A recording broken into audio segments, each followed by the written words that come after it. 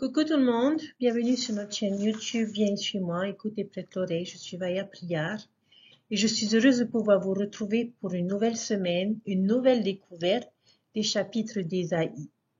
Cette semaine, chers frères et sœurs, nous avons à lire les chapitres 50 à 57 du livre d'Ésaïe où nous continuons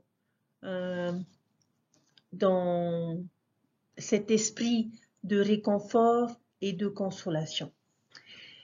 Chers frères et sœurs, je ne ferai qu'une seule vidéo cette semaine, la vidéo du lundi, parce que je nous invite tous à nous préparer pour notre conférence générale. Moi aussi, chers frères et sœurs, j'ai besoin de me préparer et j'ai besoin de me concentrer et de méditer de manière à pouvoir avoir les révélations personnelles. Et je vous invite à en faire autant. Et c'est pour cette raison que ma vidéo d'aujourd'hui sera un peu plus longue que d'habitude parce que je n'en ferai qu'une de notre étude de la semaine. Et je suis persuadée que samedi et dimanche, nous aurons d'autres enseignements concernant notre étude de la semaine, concernant les Écritures qui viendront de la bouche même des serviteurs de notre Père Céleste. Alors, je nous invite à poursuivre notre étude de Viens et suis-moi, à lire les chapitres que nous avons à lire et à nous préparer et à réfléchir. Et je vais essayer, chers frères et sœurs, dans ma vidéo d'aujourd'hui,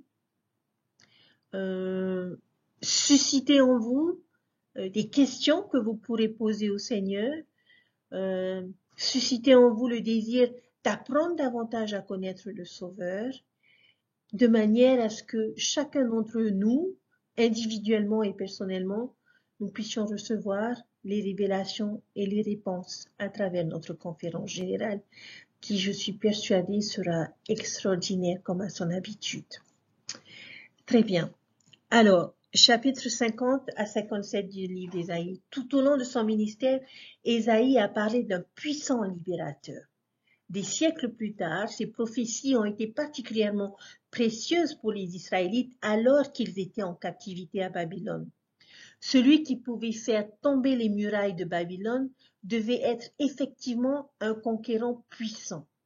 Mais ce n'est pas le genre de Messie qu'Ésaïe va décrire dans les chapitres 52 à 53. Méprisé et abandonné des hommes, homme de douleur et habitué à la souffrance, semblable à celui dont on détourne le visage. Nous l'avons considéré comme puni, frappé de Dieu et humilié. En envoyant un libérateur aussi inattendu, Dieu nous enseigne ce qu'est la véritable délivrance. Pour nous sauver de l'oppression et de l'affliction, Dieu a envoyé quelqu'un qui a lui-même été maltraité et opprimé. Là où on attendait un lion, il a envoyé un agneau. Les voies de Dieu ne sont assurément pas nos voies. Jésus-Christ ne nous libère pas seulement en ouvrant la prison, mais en y prenant notre place. Il nous délivre du chagrin, de la tristesse, en les prenant sur lui-même. Il ne nous sauve pas à distance. Il souffre avec nous dans un acte de bonté éternelle qui ne s'éloignera point de nous. À ce stade de notre étude d'Ésaïe, vous avez probablement remarqué quelque chose à propos de ces écrits. Nous semblons continuer à parler de beaucoup de mêmes choses semaine après semaine. Il semble revenir encore et encore sur les mêmes sujets et les mêmes idées. Et il bascule constamment sans avertissement entre ces différents thèmes, même au sein de chapitres spécifiques. Cela ne devrait pas vraiment nous surprendre si nous comprenons comment le livre d'Ésaïe a vu le jour en premier lieu. Ce n'est pas comme s'il était assis et qu'il avait écrit un livre entier comme un tout complet. Il s'agit plutôt d'une collection de divers discours, sermons qu'il a prononcés tout au long de sa vie, comme une collection de tous les discours d'un apôtre des temps modernes en un seul. Cela ne devrait donc pas nous choquer qu'il y ait des répétitions. Nos prophètes soulignent et remettent souvent l'accent sur certains messages en fonction de la situation de leur peuple. Donc, ces messages, en quelque sorte, sont entrelacés les uns dans les autres comme une corde avec des brins multicolores. Et notre travail va donc être d'essayer de séparer ces brins les uns des autres afin que nous puissions observer chacun comme un tout plus complet. Donc, cette semaine, nous allons examiner deux de ces volets que nous avons déjà vus dans notre étude d'Ésaïe jusqu'à présent. Premièrement, nous allons découvrir le message d'espoir et de réconfort pour l'avenir glorieux de Sion et d'Israël. Et deuxièmement, ce que je considérerais comme le but le plus fondamental d'Ésaïe, révéler la vie, le caractère et la mission de notre Sauveur Jésus-Christ. Alors, l'espoir d'Israël. Je ne sais pas si cela est un hasard, bien que je ne crois plus au hasard, mais cette étude ne pouvait pas mieux tomber avant notre conférence générale.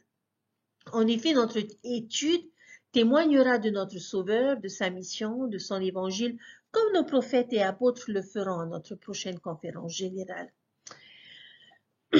Donc, nous allons voir l'espoir d'Israël. La semaine dernière, nous avons exploré un certain nombre de messages où l'on pouvait trouver du réconfort de la part du Seigneur vis-à-vis de son peuple.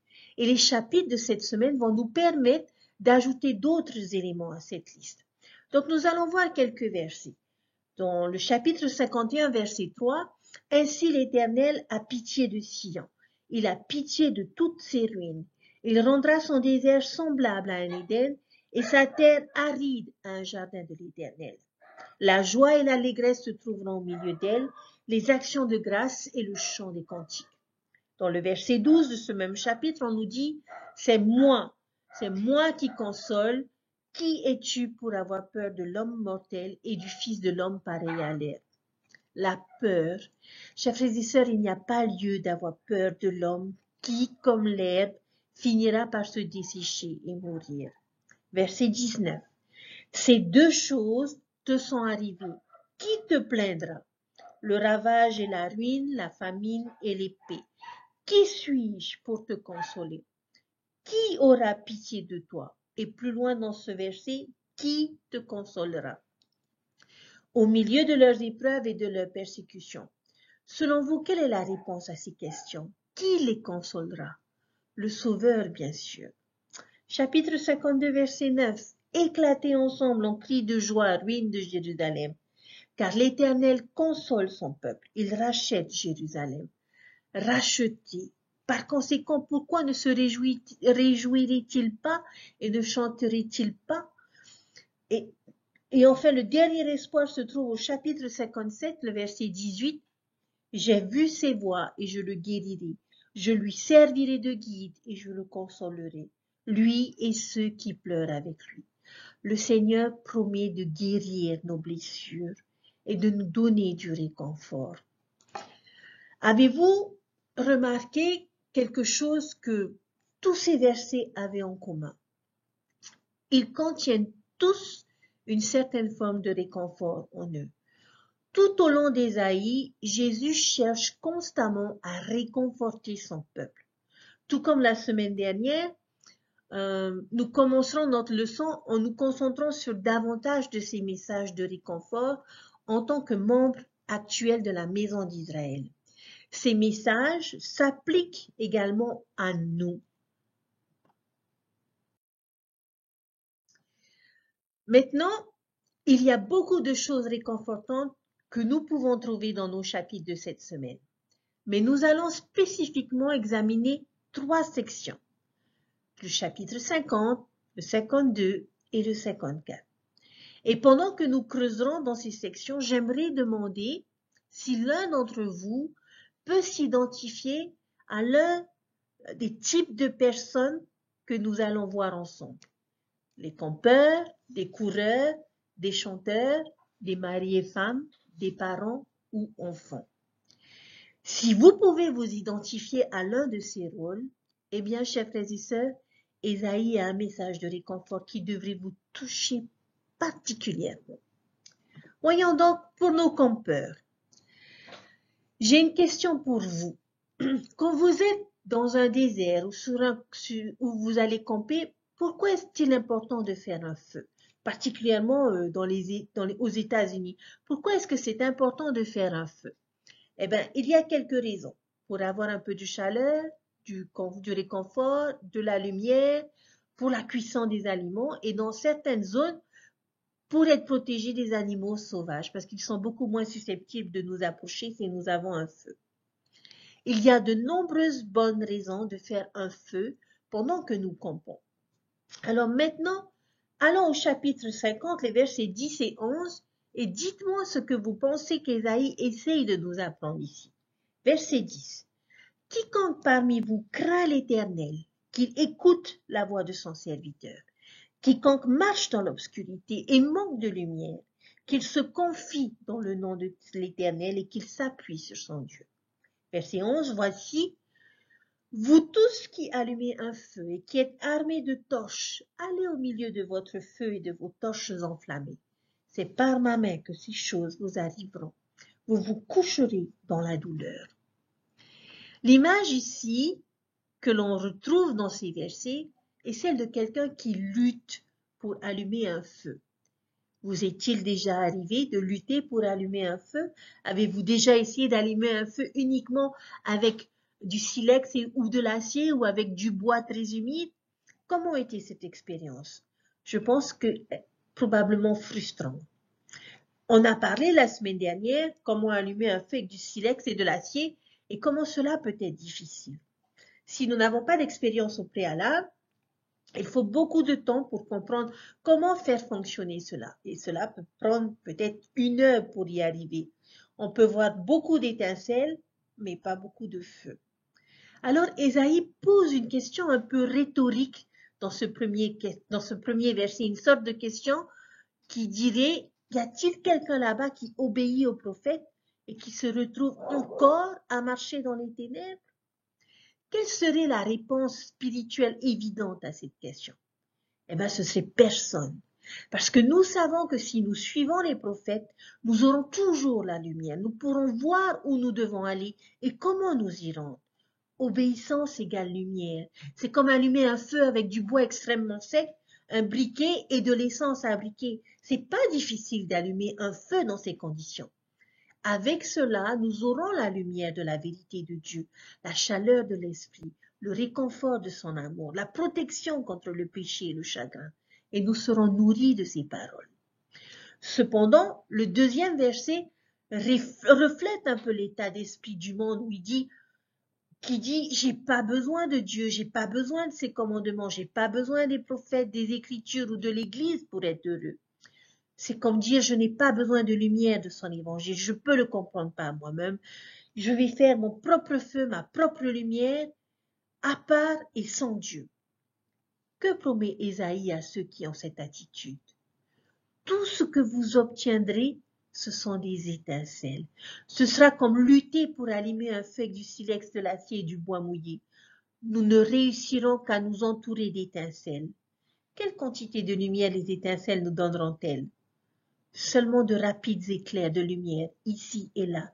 Nous n'obtiendrons pas de lumière, ni de chaleur, ni de réconfort, ni de nourriture, ni de protection dont nous pourrions avoir besoin.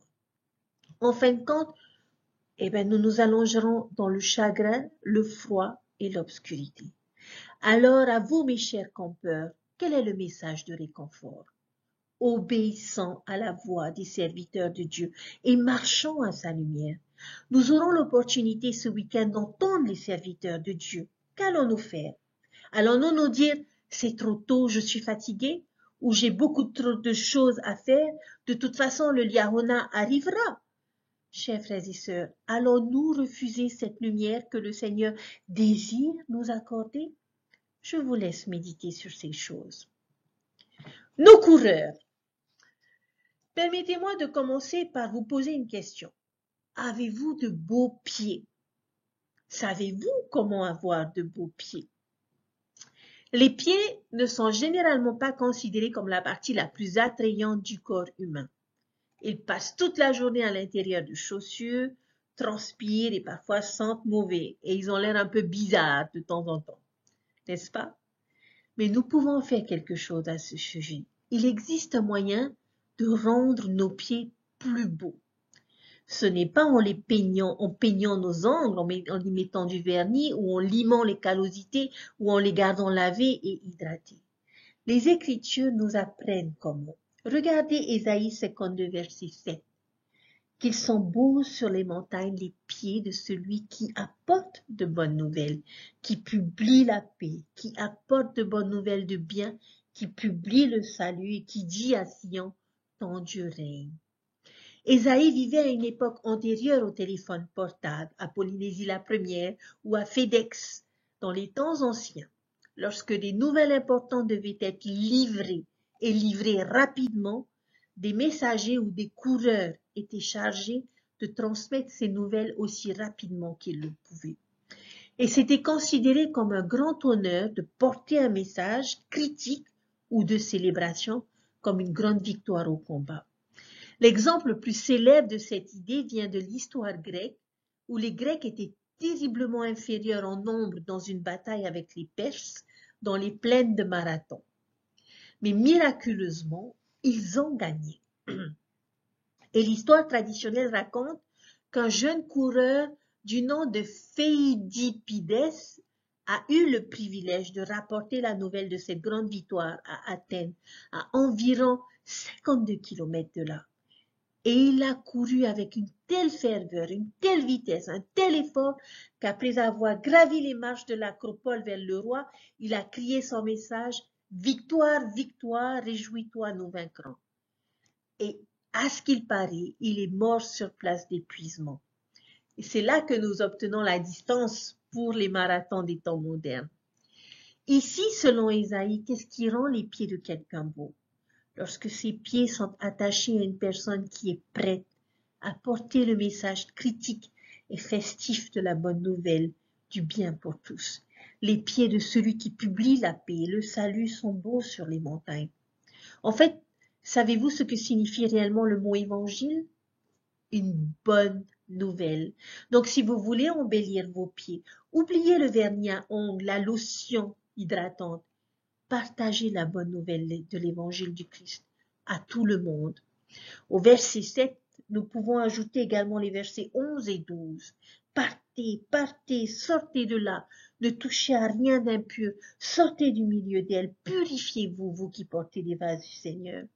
Ne sortez pas avec précipitation, ne partez pas en fuyant, car l'Éternel ira devant vous et le Dieu d'Israël fermera votre marche.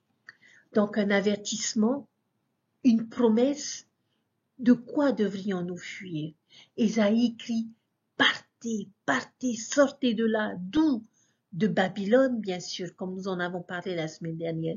Ô Babylone, Babylone, nous te disons adieu. Nous allons habiter dans les montagnes d'Éphraïm.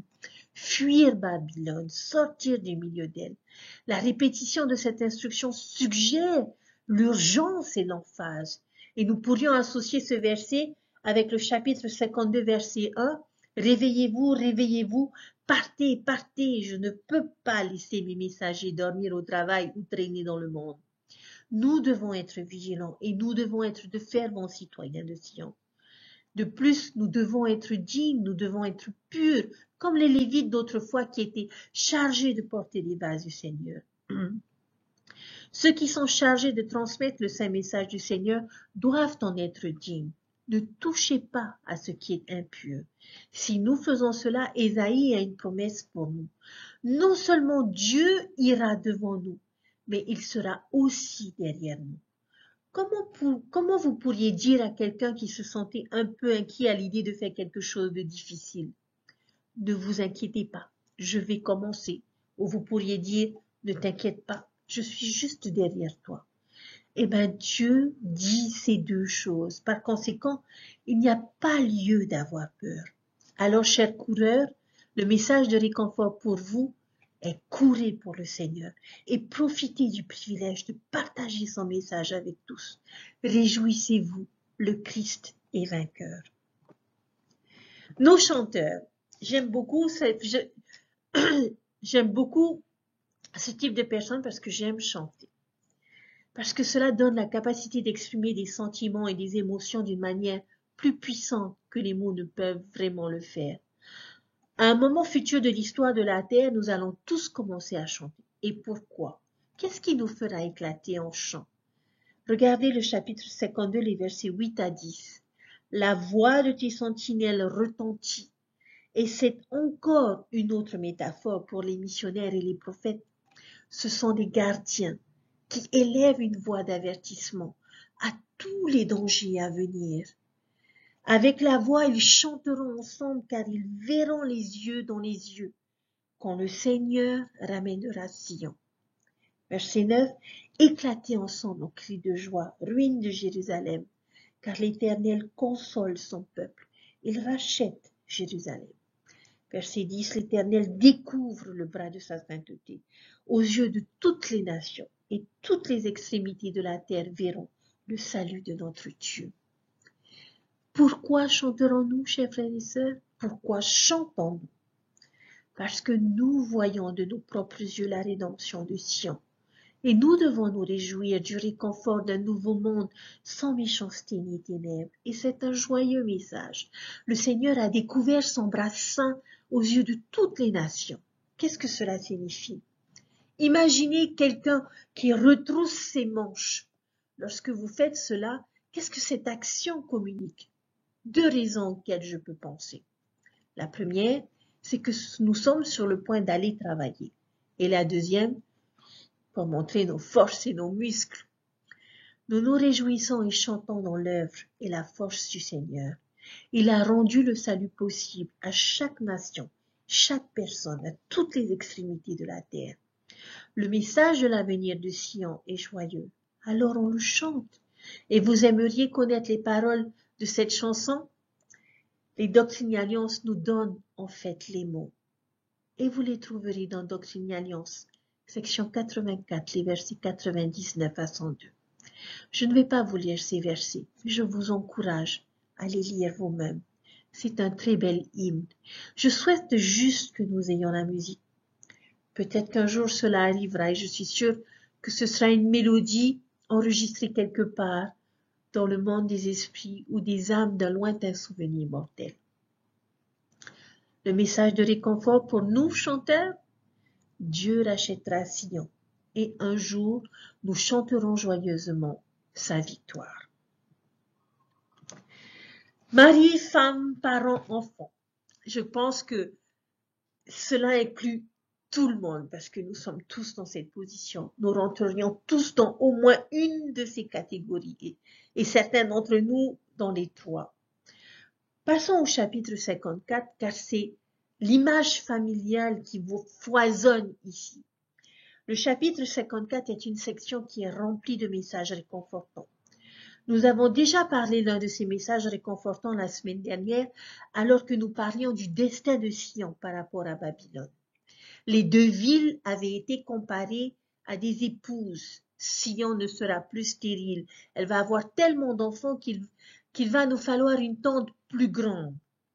Maintenant, pour les versets restants du chapitre 54, c'est un message qui doit vraiment être entendu pour être plus efficace.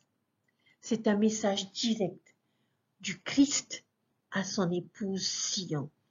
Et vous devez peut-être vous rappeler cette métaphore courante dans les Écritures où Jésus est le mari et Sion son épouse. Et malheureusement, Sion va lui être infidèle pendant un certain temps. Il était allé après d'autres dieux et lui, en tant que son mari, a toutes les raisons du monde de les abandonner ou de divorcer d'eux parce qu'il l'avait quitté et non l'inverse. En fait, c'est le contexte derrière la signification d'Ésaïe 50, versets 1 et 2. Il leur assure qu'il n'a jamais divorcé ni ne les a abandonnés. Il n'y a pas d'acte de divorce. Il leur assure qu'il sera toujours là pour répondre, racheter et délivrer. Et Dieu merci, Sion revient, cherchant son pardon et son acceptation. Donc nous devons imaginer Jésus comme celui qui part ici, et pour peut-être rendre le message plus personnel et pertinent, vous l'avez peut-être déjà ressenti. Peut-être avez-vous déjà eu l'impression que vous avez fait quelque chose qui a déplu au Sauveur. Peut-être que vous avez ressenti le besoin de son amour, de son aide, de son réconfort ou de sa miséricorde. Imaginez ce scénario pendant que vous écouterez ces mots. Et je vous invite à penser et à réfléchir et à imaginer le Sauveur. Et je vous invite à marquer toutes les phrases qui vous réconforteront, qui vous inspireront. Et je vous invite à partager ces choses avec votre famille. Mais j'aimerais partager quelques versets avec vous qui m'ont beaucoup touché. Verset 4. Ne crains pas, car tu ne seras pas confondu. Ne rougis pas, car tu ne seras pas déshonoré, mais tu oublieras la honte de ta jeunesse, et tu ne te souviendras plus du déshonneur de ton veuvage. Nous n'avons pas à nous soucier du passé. Il n'y a pas besoin d'avoir honte. Verset 5. Car ton Créateur est ton époux, l'Éternel des armées est son nom, et ton Rédempteur est le Saint d'Israël. Il se nomme Dieu de toute la terre. Je suis toujours avec toi. Je ne t'ai pas abandonné. Je suis ton mari pour toujours. Verset 7. Quelques instants je t'avais abandonné, mais avec une grande affection je t'accueillerai. Dans un instant de colère, je t'avais un moment dérobé ma face. Mais avec un amour éternel, j'aurai compassion de toi, dit ton Rédempteur l'Éternel. Oui, en quelque sorte, le Sauveur nous dit, j'avoue que je t'ai permis de ressentir un moment de la douleur de tes péchés pour t'aider à reconnaître la folie, mais seulement pour un petit moment, juste assez pour nous aider à apprendre la leçon et pas plus. Pourquoi? Parce qu'il est amour et miséricorde. Verset 10. Quand les montagnes s'éloigneraient, quand les collines chancelleraient, mon amour ne s'éloignera pas de toi, et mon alliance de paix ne chancellera pas, dit l'Éternel, qui a compassion de toi. À l'époque, les montagnes et les collines étaient des lieux de sécurité et de refuge. Si vous étiez attaqué, il valait mieux courir vers les collines pour gagner les hauteurs. Alors il les rassure. Même si vous avez l'impression qu'il n'y a pas de lieu sûr pour vous dans le monde où courir, courez vers moi. Ma bonté, ma paix, ma miséricorde sont des lieux de sécurité qui ne peuvent jamais être supprimés. Ils seront toujours là pour chacun d'entre nous, si nous venons à eux. Versets 11 et 12. Malheureuse, battue par la tempête et que nul ne console. Voici, je garnirai tes pierres d'antimoine et je te donnerai des fondements de saphir. Je ferai tes créneaux de rubis, tes portes d'escarboucle et toute ton enceinte de pierres précieuses. Nous découvrons à présent que la tente des versets 2 et 3 ne restera pas éternellement une tente, mais qu'elle deviendra un palier. Ce n'est pas un palier construit de simples briques et de mortier ou de calcaire, mais de saphir, d'agate et de pierres précieuses. C'est un beau bâtiment, un temple même. Dieu n'a pas l'intention que nous vivions dans l'attente pour toujours. C'est l'endroit qu'il a préparé pour sa femme bien-aimée et pour tous ses enfants. Verset 13. Excellent pour les parents. Tous tes fils seront disciples de l'Éternel, et grande sera la paix de tes fils. Je ne sais pas pour vous, mais l'une de mes plus grandes angoisses et peurs dans la vie est l'inquiétude que je ressens pour mes enfants, compte tenu du monde dans lequel ils sont élevés. Chaque jour, chaque nuit, je prie, non seulement pour leur sécurité physique, mais aussi pour leur sécurité spirituelle. Je veux, plus que tout, qu'ils restent fidèles et justes. Comme Jean l'a dit dans Jean chapitre 1, verset 4, je n'ai pas de plus grande joie que d'apprendre que mes enfants marchent dans la vérité. Le Seigneur promet ici que nos enfants seront instruits et auront la paix. Verset 17. Toute arme forgée contre toi sera sans effet, et toute langue qui s'élèvera en justice contre toi, tu la condamneras. Tel est l'héritage des serviteurs de l'Éternel, tel est le salut qui viendra de moi, dit l'Éternel. Il y a donc du réconfort pour ceux qui vivent dans un monde méchant. Aucune force opposée ne prospérera contre vous. Rien n'empêchera le Christ de revenir et Sion d'être racheté.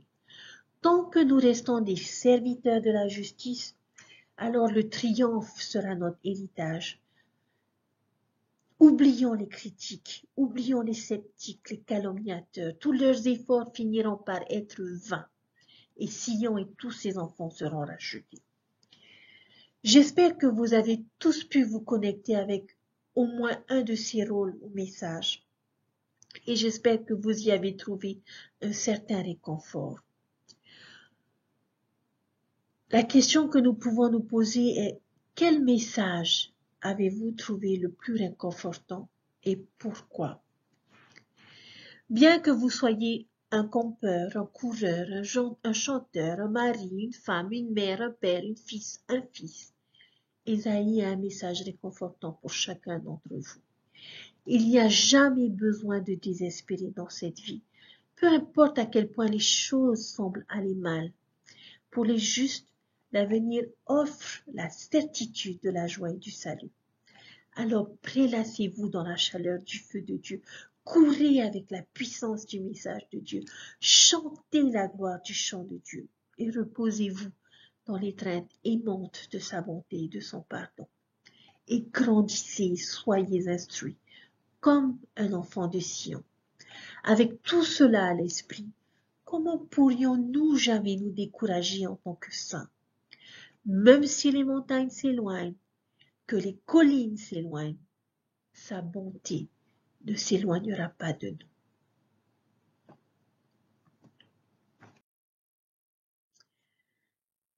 Voyons à présent le deuxième brin de corde qu'Ésaïe nous donne cette semaine. Que nous enseignent ces chapitres sur la vie, la mission et le caractère, la personnalité du Christ? En un mot, je dirais beaucoup. Alors, j'aimerais vous inviter à prendre le temps de vous concentrer sur notre Sauveur Jésus-Christ. Nous devons garder cette image pendant que nous étudions Ésaïe. Nous devons le rechercher parce qu'il n'est pas toujours évident dans les écritures d'Ésaïe. En fait, nous ne trouverons le mot Jésus nulle part dans le livre d'Ésaïe, mais il est certainement présent à chaque page. Il nous suffit de savoir ce que nous recherchons et de regarder de la bonne manière.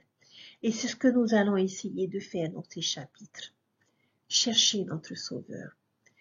Pendant que vous étudiez ces différents versets sur le Sauveur, j'aimerais nous encourager à choisir des images de la vie du Christ qui correspondent le mieux à ce que Ésaïe a décrit.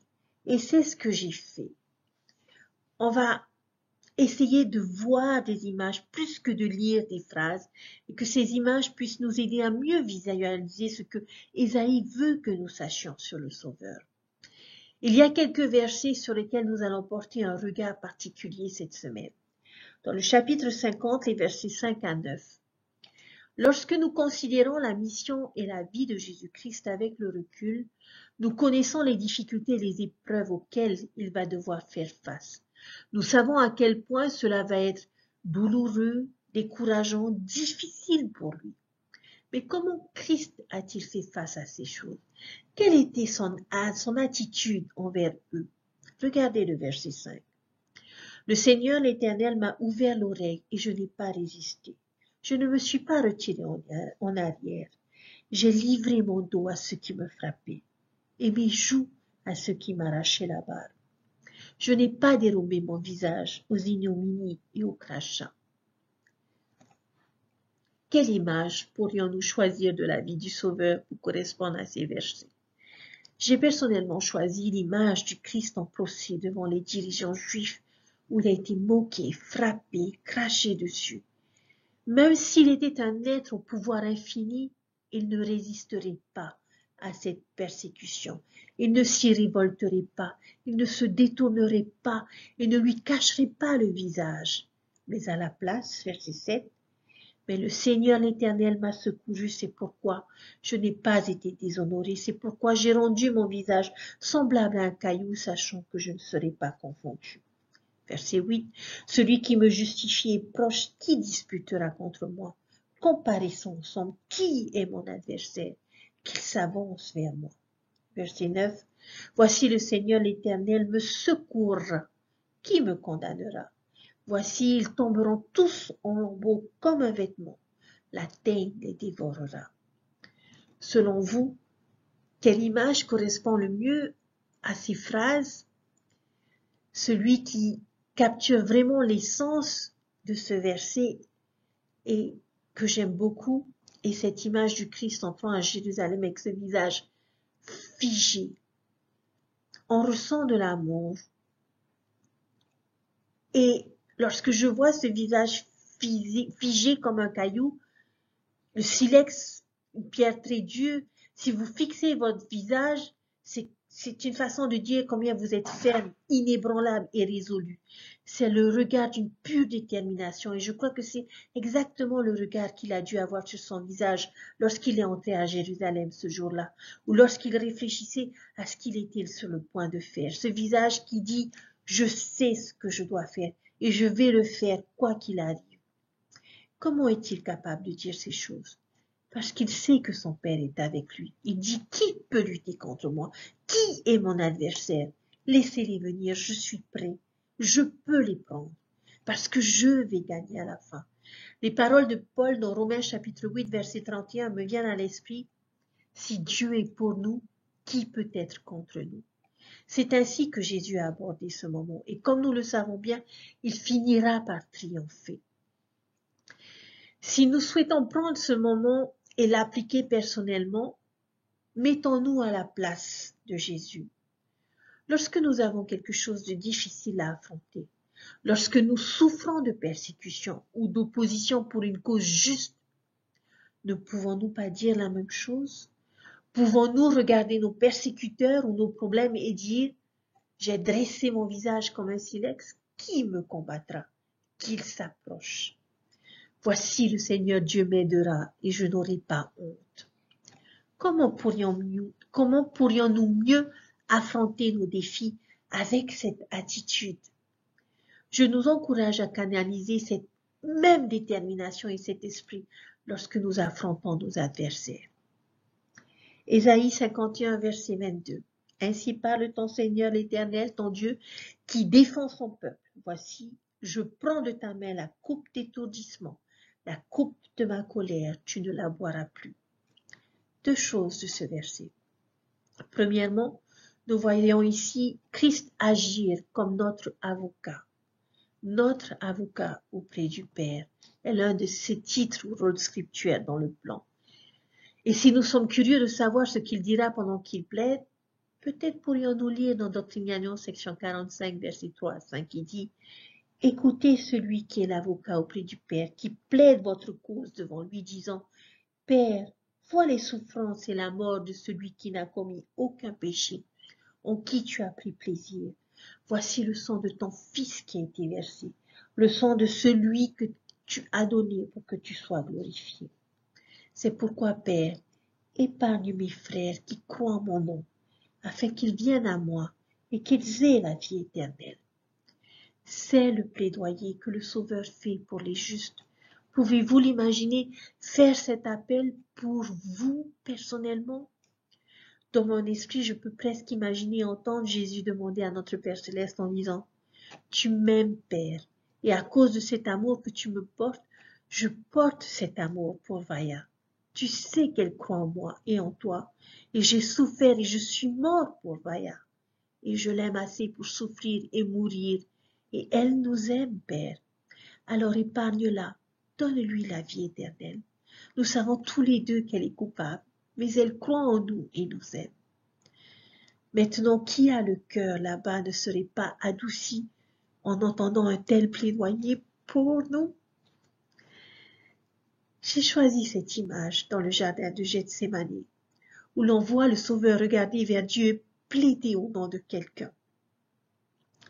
Dans ce verset également, nous trouvons un symbole commun que le Christ utilise pour décrire sa mission et son sacrifice expiatoire. À quel objet le Christ a-t-il souvent comparé son expiation? Dans Doctrinalion, section 19, verset 18, à une coupe. Il a comparé son expiation à boire une coupe de quelque chose. Vous vous souvenez peut-être de la prière du Sauveur à Gethsémani, que cette coupe s'éloigne de moi, néanmoins, pas comme je veux, mais comme tu veux. Quel type de coupe s'agissait-il? C'était une coupe amère. C'était comme boire une coupe pleine de quelque chose de très amer, une coupe de vinaigre. Eh bien, Ici, il donne à cette coupe quelques noms différents. Et quels sont-ils? Il l'appelle d'abord la coupe d'étourdissement et la coupe de sa colère. La signification de ces deux noms, la coupe d'étourdissement fait allusion à ce qu'il y a dans la coupe qu'on lui demande de boire. Ce sont les exigences de justice requises par le péché. Pour une compréhension complète de ce que cette coupe impliquait, allons dans Alma chapitre 7 et versets 11 à 13 où on va demander à Jésus de boire cette coupe à Gethsémani jusqu'à la croix. Et c'est très très amer. Cela nous aide à comprendre la signification de l'autre nom de la coupe qui est la coupe de sa colère. Imaginez ce que vous feriez si on vous demandait de boire une grande tasse de vinaigre extrêmement amer. Comment imaginez-vous cette expérience? Je pense que vous trembleriez devant l'amertume. Vos mains commenceraient à trembler à cause de la tension et de la lutte. C'est une puissante représentation visuelle de la souffrance du Sauveur. Maintenant, je comprends et je sais que dans le verset suivant, le verset 23, il dit qu'il placera également cette coupe entre les mains de ses ennemis, ce qui est vrai. Ceux qui choisissent de ne pas se repentir, chers frères et sœurs, devront boire le contenu de leur propre coupe à un moment donné. Mais nous savons aussi que Jésus a choisi de prendre cette coupe de nos mains et de la boire lui-même jusqu'à la lie pour nous, comme il le dit dans Doctrine en section 19. Alors, cette coupe, c'est sur la croix qu'il l'a bu jusqu'à sa dernière coupe où il l'a proclamé, tout est accompli. Ésaïe 53, versets 1 à 12, nous passons à ce que je considère comme le chapitre le plus important et le plus beau de tout le bloc d'écriture de cette semaine. Ésaïe chapitre 53 exprime la profondeur et la puissance. Et je tiens tellement à ce que nous comprenions le contenu de ce chapitre que je pense qu'il vaut la peine de prendre le temps de le lire verset par verset. Il y en a 12 qui sont sublimes. La question initiale, qui va accepter et croire le message d'Ésaïe concernant le Christ? Qui va recevoir la bénédiction du sacrifice du Christ? Quand il s'enquiert de la révélation du bras du Seigneur, puissions-nous penser à ce verset que nous avons déjà lu, où Ésaïe a dit que le Seigneur montrerait son bras à nu. Il va retrousser ses manches et montrer sa force et sa volonté de travailler. Qui vont être les bénéficiaires de cette force et de ces efforts du Christ? Ésaïe 53 va finalement répondre à cette question. Mais d'abord, à quoi ressemblera ce Sauveur ou Messie? Verset 2. Il s'est élevé devant lui comme une faible plante, comme un rejeton qui sort d'une terre desséchée. Il n'avait ni beauté, ni éclat pour attirer nos regards, et son aspect n'avait rien pour nous plaire. C'est ainsi que le Christ est venu. Il est venu comme une plante tendre. Il ne va pas venir comme un train de marchandises, mais comme un semis. Les plantes poussent lentement et imperceptiblement. Alors il va venir doucement, subtilement, docilement. Il ne va pas être dans notre visage ou notre énergie. Est-ce que Ésaïe a bien compris cette prophétie? Il est né dans une mangeoire. Il a vécu humblement dans une ville sans nom en tant que charpentier. Il était pauvre. Il a travaillé avec les pêcheurs, les collecteurs d'impôts, les pauvres, les omis. Il est monté à Jérusalem sur un âne. Il a doucement et tendrement invité les gens à le suivre. J'ai choisi cette image de Jésus avec son père Joseph, où il a grandi en tant que garçon dans l'atelier de menuiserie de Joseph, de façon humble et inconnue du monde. Que dire de son apparence physique? La raison pour laquelle les gens choisiront de le suivre ne sera pas à cause de son apparence extérieure. Si nous devions voir le Christ, nous le reconnaîtrions probablement pas instantanément parce qu'il aura l'air très normal, simple même, juste un homme moyen, oriental d'apparence moyenne. Donc les gens ne vont pas le suivre ou l'admirer à cause de son apparence ni de sa popularité. Il n'y a pas de beauté que nous devrions le désirer. Les gens avaient le même problème avec Joseph Smith. Il avait l'air trop normal pour être un prophète. Ou même président Nelson. Vous dites à quelqu'un qu'il est le prophète de Dieu et il dit quoi? Ce vieil homme en costume? J'imaginais un patriarche barbu, vêtu d'une robe, avec un bâton à la main. Cet homme ne peut pas être un prophète. Il n'est pas ce à quoi je m'attendais. Nous aurions probablement une expérience similaire si nous devions réellement voir le Christ. Verset 3. Méprisé et abandonné des hommes, homme de douleur et habitué à la souffrance, semblable à celui dont on détourne le visage. Nous l'avons dédaigné. Nous n'avons fait de lui aucun cas. Il ne sera donc pas très populaire dans certains sectes, en particulier la foule. Les gens le mépriseront, le rejetteront, ne l'estimeront pas. Et je pense que nous devons faire attention à la façon dont nous interprétons la phrase selon laquelle il est un homme de douleur et qui connaît le chagrin. Imaginez-vous Jésus triste, sombre et incroyablement sérieux tout le temps? Je ne pense pas. Si la méchanceté n'a jamais été le bonheur et que la justice l'a toujours été, et que Jésus était l'individu le plus juste à avoir jamais vécu, alors il va de soi de penser qu'il était aussi la personne la plus heureuse à avoir jamais vécu. Je crois sincèrement que c'était quelqu'un qui souriait, qui courait, qui aimait être avec les gens, qui avait le sens de l'humour. Tout au long des évangiles, nous le voyons aller à des fêtes, travailler avec des grandes foules, interagir avec les gens. Il devait être une personne très agréable à côtoyer. Alors pourquoi Ésaïe le décrit-il comme un homme de douleur? Le verset suivant détient la clé, verset 4. Cependant, ce sont nos souffrances qu'il a portées. C'est de nos douleurs qu'il s'est chargé. Et nous l'avons considéré comme puni, frappé de Dieu et humilié. Mais il était blessé pour nos péchés, brisé pour nos iniquités. Le châtiment qui nous donne la paix est sur lui, et c'est par ses meurtrissures que nous sommes guéris. Ce n'est pas donc son chagrin qui font de lui un homme de chagrin, mais nos chagrins, chers frères et sœurs. Il les porte pour nous. Quelle image pourrions-nous choisir pour ces versets? Voici celle que j'ai choisie. Avec ces meurtrissures, nous sommes guéris. Et ces versets ne nous donnent que quelques-unes des nombreuses phrases d'expiation dans ce chapitre. Ésaïe va enseigner le grand principe de l'expiation de multiples façons. Jetons un coup d'œil à chacun de ceux-ci. Et je vous encourage à marquer ces versets dans une couleur identique. Verset 4. Il a porté nos souffrances, il a porté nos douleurs, il a été blessé pour nos péchés. Verset 5. Il a été meurtri pour nos iniquités. Le châtiment de notre paix était sur lui.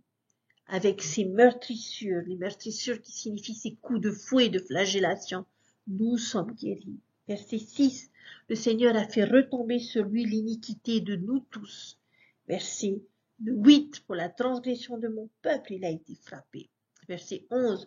Par sa connaissance, mon serviteur juste justifiera beaucoup, et il portera leurs iniquités. Verset 12. Il a porté le péché de beaucoup. Il a intercédé pour les transgresseurs. Voyez-vous de combien de manières différentes Isaïe le dit?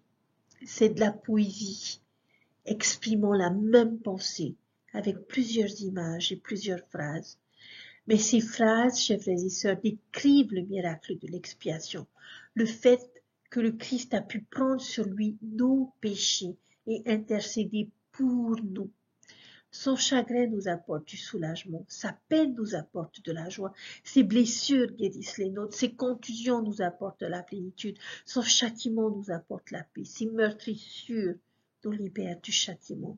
Son dos porte le poids de nos iniquités, afin que nous puissions marcher avec droiture. Ses coups nous rendent comblés, son intercession fait des transgresseurs des saints.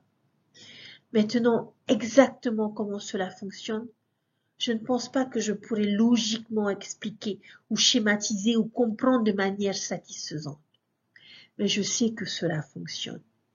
L'image pour toutes ces phrases est celle que j'ai choisie. Jésus dans le jardin de Gethsémani, où il a vraiment porté nos chagrins et porté nos douleurs. Malheureusement, verset 6, nous étions tous errants comme des brebis. Chacun suivait sa propre voie, et l'Éternel a fait retomber sur lui l'iniquité de nous tous. Si nous sommes comme des brebis, cela ferait du Christ le bon berger. Et j'aime ce contraste. C'est un peu un oxymore, mais c'est quelque chose d'exact. Il nous compare à des brebis, mais dit en même temps que nous nous sommes tournés chacun vers nos propres voies. C'est une bonne description de l'état d'esprit moderne. Nous voulons faire notre propre truc. Nous ne voulons pas qu'on nous dise quoi faire. Nous disons, je veux être un individu unique, comme tout le monde. Parce que les moutons, sont-ils connus pour faire leur propre truc? Non. Ils sont connus pour suivre. Peu importe combien de paroles nous donnons à l'idée d'être original, nous ne pouvons tout simplement pas supprimer notre instinct de troupeau. Et donc, ceux qui se rebellent, généralement, tous se rebellent exactement de la même manière, comme des moutons. Peut-être que lorsque Jésus s'est comparé à un bon berger et à nous, son troupeau, ce n'était peut-être pas un compliment très flatteur. Mais alors il y a une autre brebis parmi nous. Verset 7. Il a été maltraité et opprimé. Il n'a pas ouvert la bouche. Semblable à un agneau qu'on amène à la boucherie, à une brebis muette devant ceux qui l'attendent. Il n'a pas ouvert la bouche. Cet agneau de Dieu a été amené à l'abattoir en sacrifice, mais il n'a pas ouvert la bouche. Il n'a pas protesté. Lorsque le Christ a été trahi, abandonné, flagellé, jugé, craché dessus et finalement crucifié, il l'a humblement et docilement accepté. Il ne l'a pas combattu, il n'a pas protesté. Je suis reconnaissante vis-à-vis de mon Sauveur pour avoir enduré toutes ces choses pour moi et pour vous. En un claquement de doigts, il aurait pu appeler des légions d'anges pour le protéger et le délivrer. La puissance terrestre de Pilate et toute la puissance de l'Empire romain et des autorités juives n'auraient absolument rien pu faire comparé à la puissance infinie et divine de notre Sauveur. Et pourtant, il s'est soumis comme un agneau à l'abattoir. Verset 8, il a été enlevé par l'angoisse et le jugement. Et parmi ceux de sa génération, qui a cru qu'il était retranché de la terre des vivants et frappé pour les péchés de mon peuple? Verset 9. On a mis son sépulcre parmi les méchants, son tombeau avec le riche, quoiqu'il n'ait pas commis de violence et qu'il n'y ait pas de fraude dans sa bouche. Il se passe beaucoup de choses dans ces versets. Et une question importante est posée. Ces choses arrivent littéralement à notre Sauveur Jésus-Christ. Il est tiré de la prison et du jugement. Il est retranché du pays des vivants. Il sera exécuté. Il fera sa tombe avec les méchants. Pensez au voleur qui a été crucifié avec lui. Et le riche dans sa mort est une prophétie directe du Christ enterré dans la tombe d'un homme riche, celle de Joseph d'Arimathie. Il sera faussement accusé, injustement tué. Mais quelle est la question la plus importante posée par Ésaïe? Qui déclarera sa génération?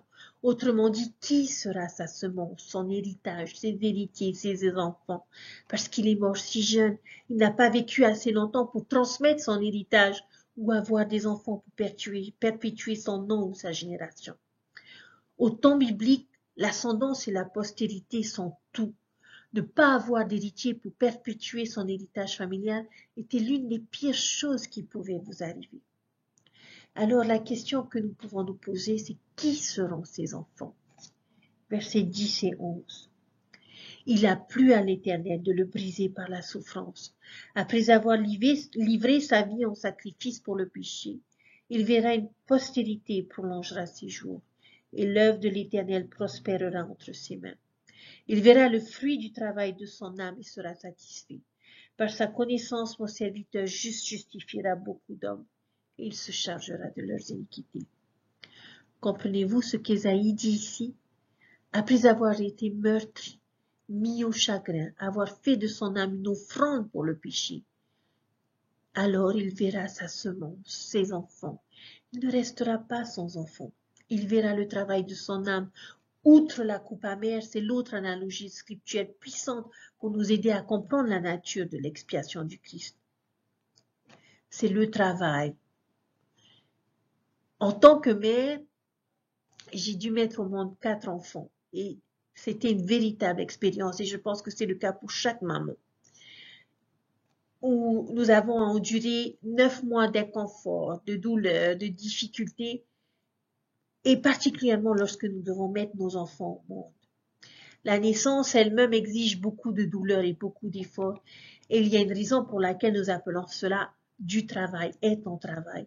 Et c'est l'image choisie pour nous aider à comprendre que ce que cela a pu être pour le Christ, souffrir de l'expiation, était comme donner naissance.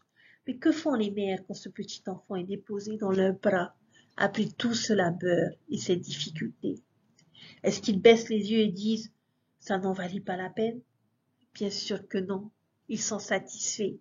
On sourit, nous serrons notre enfant contre nous, nous le regardons tendrement et notre douleur est oubliée. Jésus lui-même a utilisé cette même métaphore avec ses disciples. Il a dit, une femme au travail a du chagrin parce que son heure est venue, mais dès qu'elle a accouché, elle ne se souvient plus de l'angoisse, de la joie qu'un homme est né dans le monde. C'était son expérience avec l'expiation. Quand il voit ses enfants, il est satisfait. Il ne se souvient plus de l'angoisse et ne ressent que de la joie. Nous n'avons pas encore répondu à la question clé. Qui sont ces enfants dont parle Isaïe? Qui sont les enfants du Christ? Allons dans le livre de Mormon pour pouvoir répondre à cette question. Abinadi va le dire clairement et directement dans Mosia chapitre 15, versets 10 à 12.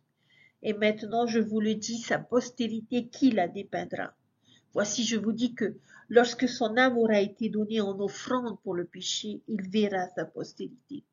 Et maintenant, que dites-vous, qui sera sa postérité? Voici, je vous dis que quiconque a entendu les paroles des prophètes, oui, de tous les saints prophètes qui ont prophétisé concernant la venue du Sauveur, je vous dis que tous ceux qui ont écouté leurs paroles et cru que le Seigneur rachèterait son peuple et ont espéré ce jour où ils auraient le pardon de leurs péchés, je vous dis que ceux-là sont sa postérité ou les héritiers du royaume de Dieu. Car ce sont ceux dont il a porté les péchés, ce sont ceux pour qui il est mort pour les racheter de leurs transgressions. Alors ne sont-ils pas sa postérité? Qui sont les enfants du Christ, chers frères et sœurs?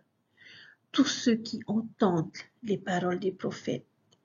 Mais non seulement entendent, mais écoutent les paroles des prophètes. Et non seulement écoutent, mais croient les paroles des prophètes et ont attendu avec impatience le jour de la rémission de leurs péchés, leur ont été fournis par le sacrifice de leur Père, le Sauveur. Ce sont sa semence. Une question importante pour nous tous à considérer pour comparer les Écritures à nous-mêmes, pour appliquer cette leçon dans notre vie quotidienne. Nous devons nous demander, suis-je une partie de sa semence? Ai-je choisi Jésus-Christ comme mon sauveur? Est-ce que j'entends et j'écoute et crois les paroles des prophètes vivants? Est-ce que j'attends avec espoir sa venue? Si nous pouvons répondre honnêtement oui à ces questions, alors oui, nous sommes les enfants du Christ et il est notre Père.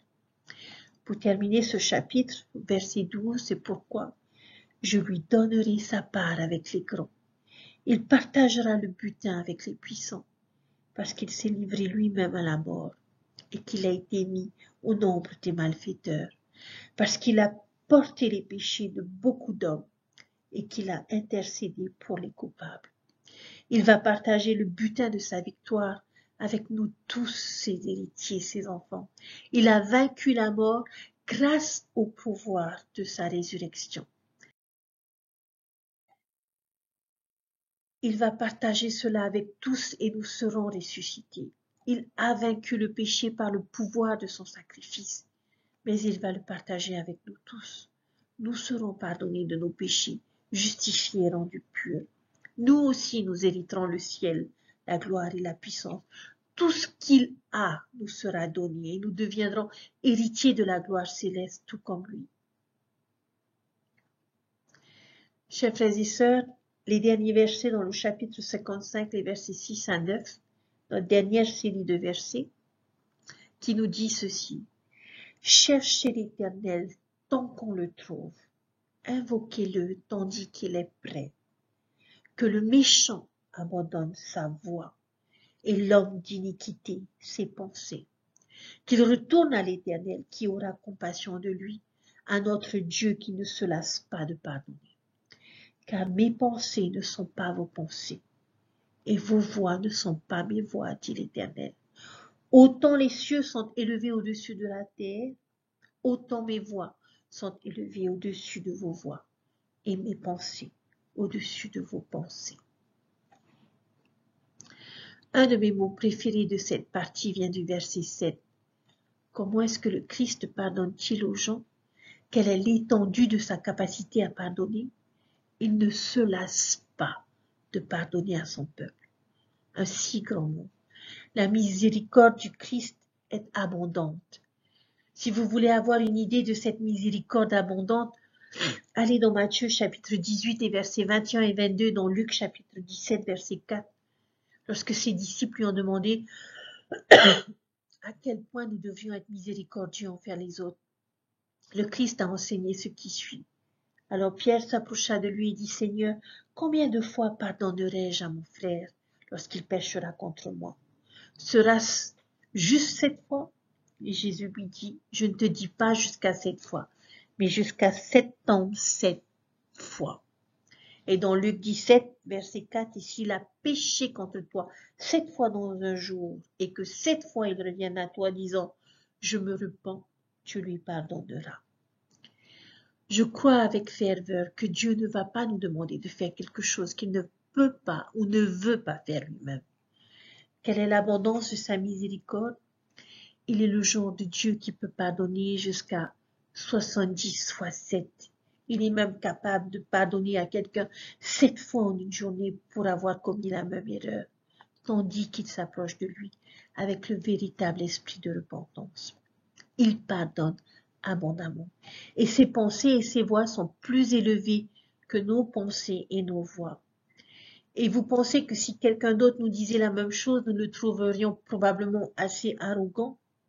Vous savez, ce serait comme s'il disait, voyez-vous à quelle hauteur est le ciel? À quelle hauteur les cieux sont-ils supérieurs à la terre? Eh bien, c'est à quel point je suis plus intelligent que toi.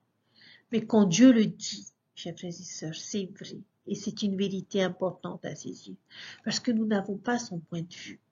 Nous devons apprendre à faire confiance au Seigneur de tout notre cœur et à ne pas nous appuyer sur notre propre compréhension comme l'enseignent les proverbes. Il est un Dieu depuis plus longtemps que nous. Ses pensées et ses voix sont tellement au-dessus et au-delà des nôtres que nous devons simplement mettre notre foi dans ses pensées et dans ses voix et agir en conséquence. Une chose supplémentaire à considérer avec ces versets, le tout premier mot du verset 8 est « pour », ce qui signifie que la pensée ici est censée être liée au verset précédent. Lorsque Dieu dit cela, ses pensées, ses voix sont plus élevées que nos voix.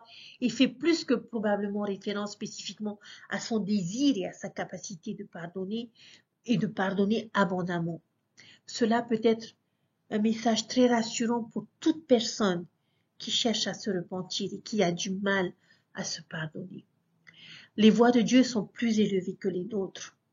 Nous ne pourrons peut-être pas comprendre l'abondance de sa miséricorde, dit-il, mais il nous sera peut-être difficile de croire que je suis capable de faire cela.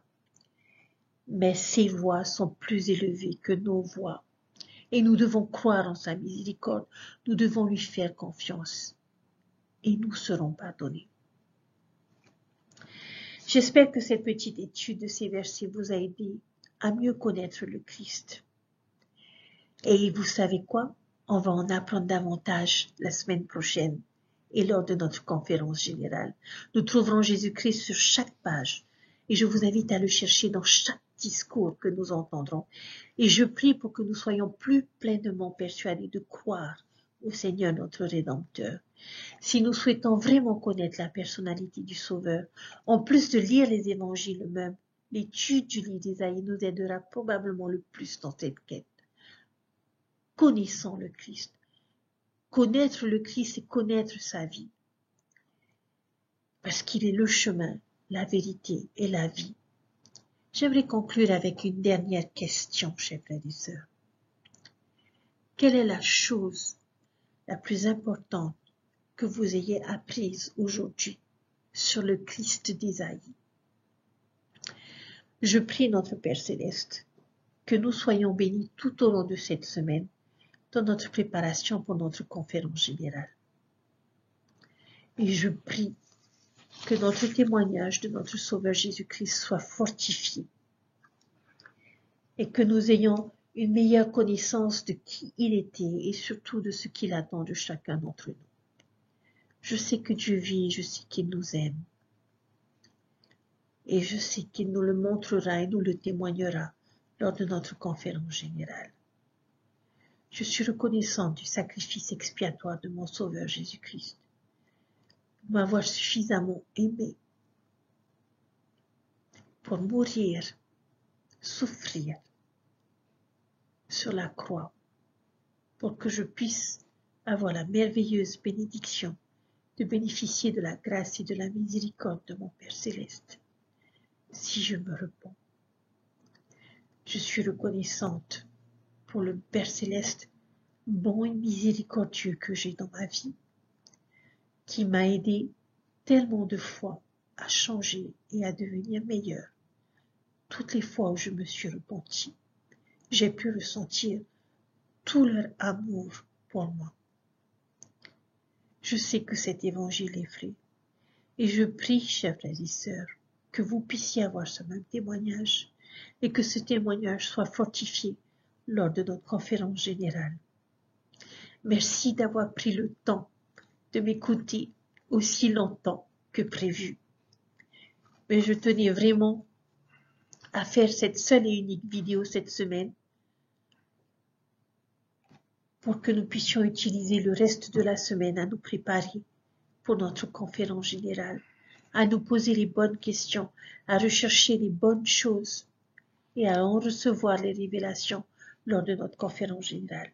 Je prie que vous soyez bénis, protégés, soutenus et conseillés tout au long de cette semaine. Parce qu'une chose est sûre, Dieu nous aime et entend chacune de nos prières et y répond favorablement. C'est mon témoignage, ma leçon et mes pensées que je vous laisse. Au nom de Jésus-Christ. Amen. Je vous souhaite une bonne semaine, une bonne conférence générale et je vous dis à très bientôt. Bye.